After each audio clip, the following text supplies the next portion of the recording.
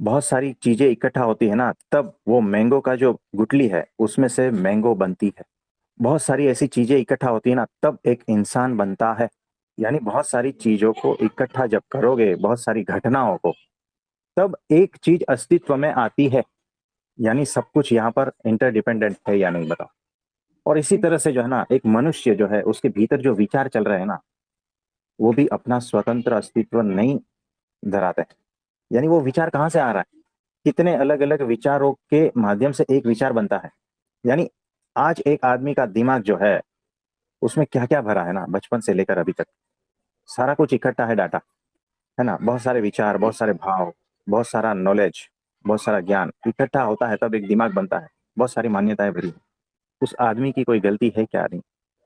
वो आदमी निर्दोष है। संजोग, घटनाएं, सब कुछ इकट्ठा होकर उसका दिमाग बन गया।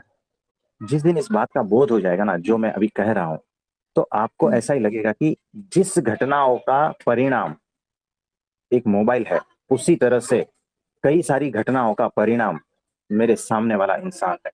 उसकी सोच, उसका विचार, जो भी है, उसका दिमाग, उसका मन, वो भी अनंत घटनाओं का परिणाम है जो आज मुझे दिख रहा है मेरे सामने। उसी तरह से अनंत घटनाओं का परिणाम कोई दूसरा या तीसरा व्यक्ति भी है, और उसी तरह से मैं भी हूं।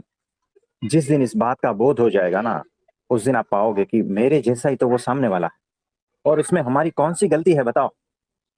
हम दोनों निर्दोष हैं, और इसी तरह से सारे निर्दोष हैं, है ना। तो इस बात का बोध कि यहाँ पर कोई भी स्वतंत्र नहीं है, ये पहली बात। हम्म। और कुछ सब कुछ में सब कुछ आ गया। सब कुछ यहाँ इंटरडिपेंडेंट है।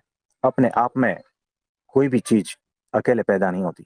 दूसरी बात, यहाँ पर सब कुछ एक दूसरे से रिलेटेड है, एक दूसरे की घटनाओं पर आधारित है। और अनंत घटनाओं का परिणाम जो भी कुछ आज दिख रहा है ना, वो है।